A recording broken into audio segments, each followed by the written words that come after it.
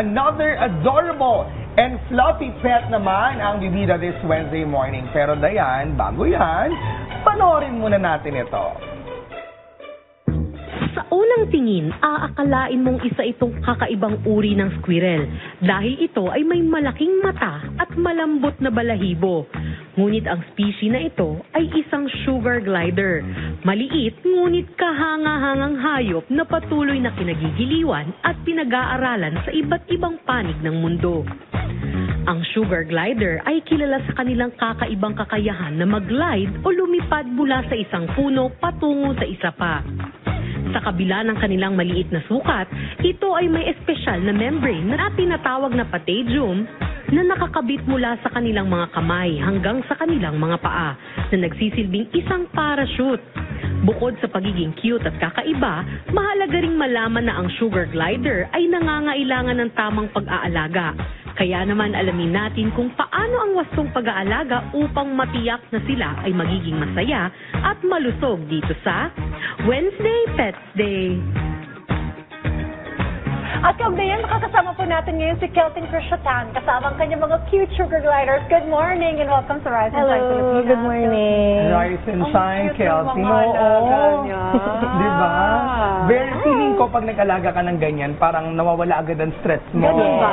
Yes. Oo, like Stress any reliever other talaga pet. sila. Pwede ba namin ding hawakan yung Yes, of course. Mga babies pa ito. This one, yes. Oo. Okay. May pangalan na ba? Wala pa? Wala pa. Wala pa. Oo. Pero Ilang yung buwan mga to? nasa cage 5 weeks old sila. 5 years old. Naku, naamoy niya ako. Baka galit siya sa akin. Bait nila. Sige, pakakainin ko siya. Pingin nga. Sige, Yung may pakainin bawat mo. talaga. O, Tingin sige. natin. Ayan. Ayun. Pati nga- Ayaw kumain. Ay, hindi. Yan. Medyo kumakain na. Sige, baka ibang gusto niya. Baka Ayan. gusto niya red. Ayaw mo, okay na lang. Pero ito, Kelvin, paano pa nagsimula ang pag-aalaga mo ng sugar glider? Nakita ko sila sa isang pet expo mga 2 years ago. Thank you sa Tapos drinks, may isang booth na nagbebenta ng sugar gliders. Tapos pinalakad nila sa akin. Sabi ko, oh my gosh, gusto ko nito.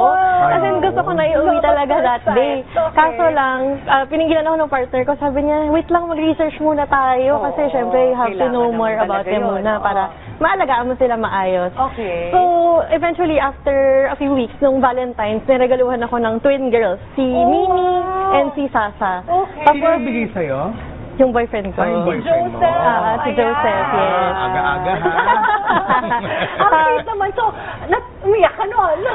Maiiyak talaga ako. Sabi ko, ito yung best gift na na-receive ko. Oh. Kasi super cute talaga nila. Okay. Mga ganyan lang din sila Kasi ang dami mo ng sugar glider. Eventually, dumami na sila. Total 11 sila ngayon. 11! Malapit na mag-12! Ano bang karaniwang kinakain nila? Mahilig sila sa mga fruits. Like So, grapes. Okay. grapes, cucumber, mga veggies and carrots, watermelon, melon, mango, I'm ganyan. sorry, inagawang kita na isang gift. Ayaw mo kasing kainin. Napansin ko mahilig sila sa mga majujuice or makatas na mga fruits. Try ko nga Ayun. siya baka ito rare pa. Ito. Ay! Yes. Naku, ba't siya nag-iingay?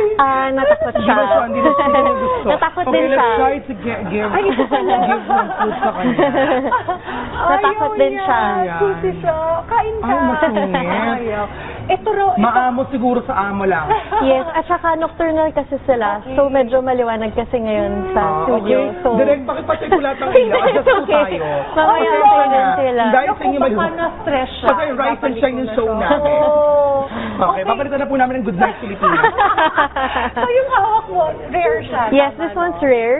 Cremino siya. Normally, nasa 45K. 45K. 45K. Healthy Ito Pro, hawak ko. around nasa 7K plus. Ah, 7K ka lang pala.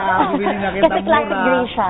Classic. Pero Yeah. mas gusto ko siya, mas malambing. Yes. Pero feeling ko anytime nagagalit na siya, ayaw niya kumain eh. Oo, Nagawin ko kasi, nagiging. ibalik ko na din ha, Ay, para sige po. magkasama sila. Yes po. Balik ka na, baka magalit ka pa. Ay, Okay. ay, mami. Ayan. Kailangan mong i-register. Oh, itong dito. Yes, Kainin ko kailangan ni-register ko po sila sa DNR. So, Okay.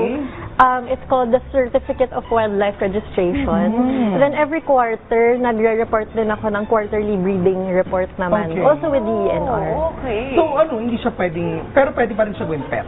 Pwede naman po. Okay. Legal naman po yung pag-own as pet sa kanila.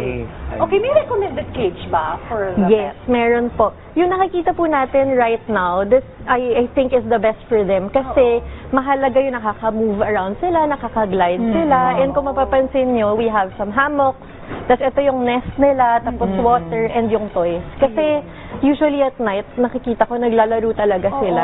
Ilan taon na yan mga yan? These ones are 2 years old 2 years na. old. Meron ba yun para sa dog kapag 2 years old pero plus times 7 years? I think so. Pareho rin po ng lifespan with dogs. Gano'ng katagal yung Mga around 15 to 17 years sila umaabot. Basta tama yung pag-aalaga. Okay, kanina may napansin si Audrey nung sinisilip na yung mga sugar glider. May poke na to yung mga lalaki Yes. sugar glider. Yung mga males kasi, they have scent glands here Okay. and sa neck nila. So what they usually do, once magising sila sa gabi, i-rub nila yung head nila sa neck ng mga females. So they all smell the same. Kaya pala nakarelate kami ni Audrey sa Poknap. Okay.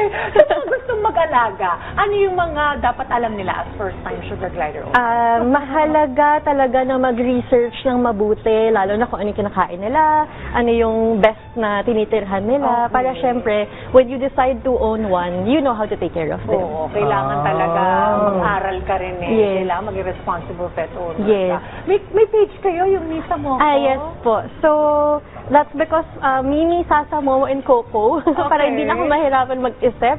Please follow us on Facebook po. We're also on Instagram and on TikTok. And on TikTok. Misa Mo. Ayan. And kapag kasama ibang pets, okay lang, mabait naman sila. Okay naman po. Depende rin sa temperaments ng ibang pets. Like kaya cats, pala, not advisable. Oo, kasi, kaya kay Dayan medyo nagalit kanina. Sa akin kasi hindi masyado. Kasi kapwa pet ko rin yan. Yes. Kaya ako lagi sa Wendy Pet. I'm a pet. Yung cute kasi nilalagay ninyo sa pouch. yeah, Diba? actually, So, parang- we have 2 here. Ayan. May Kaya dalawa nagdala ka pa pa. dyan? Ba't mo nilabas? Di may mga galitan, hindi naman. Tulog sila. Tulog sila. Bawal gisingin magagalit. Parang kung travel ka lang, lalabas ka, kasama mo We can sila actually sa- keep them here. Ay, ang cute. Yeah. Oh, yan. Papalitan na natin yung show natin. Good night, Pilipinas. Adjust tayo. Pasensya na po. Okay, Ayan, babalik na merong preggy dyan, di ba? Yes, meron. Ang bilis. Pakita ko. Gano'ng katagal ang pregnancy nila? 15 to 17 days yung gestation period. Tapos Parang ako lalabas, lang din. ipapanganak nung mom, maglalakad papuntang pouch yung mga sugar gliders. Maliit pa Magsa-stay lang. sila, Cute. parang gabigas lang. Oh, Yeah, as in, so parang gummy bear. Okay. Tapos magsa-stay sila sa pouch ng mom for 2 months. Ang cute. Yes. Nakarelate ako Ayun sa siya. mom. Ayun, oh. Ito po, kung mapansin nyo, medyo malaki yung tummy niya. Wow. May body part ata na nag-hello ngayon. Ang cute. Si anong name niya? Si Sasa. Yun si Sasa. Sasa, This one, Sasa. Ay, talaga. Yes. Yung isa, yung rare na nasa likod na ng sofa. Ay, oo nga. Oo, naglilipot Naglalakad. Okay lang yan. Kunin lang natin later. Ako na yung nag-a-adjust. So, kasama mo sila ba sa bed? Ganun ba? Yes, kasama ko sila sa bedroom talaga. Ay, ayan, magtatago na siya. Ayan, Okay. Habang natutulog. Magtatago na siya sa loob ng Oh my God! damit. Ang cute nila, di Oh, ba? diba? So, nung unang beses ko kasi silang nakasama, para makapag-bond with them, mahalaga yung alam nila yung sense mo, yung voice Okay. mo. Parang baby rin So, I used to talaga. keep them in my top talaga. Okay. Okay. So, ayan, nandiyan na siya Ganda ngayon. sa loob. Okay. Uy, okay lang ba? Okay lang, sanay na. Ay, napili. Uy, thank you very much, Kelty, Thank you, thank pagsama you. sa amin at pagdala ng iyong mga cute na pets. If you want to get to know more of the sugar gliders, visit niyo yung Miss Aboco social media accounts niyo.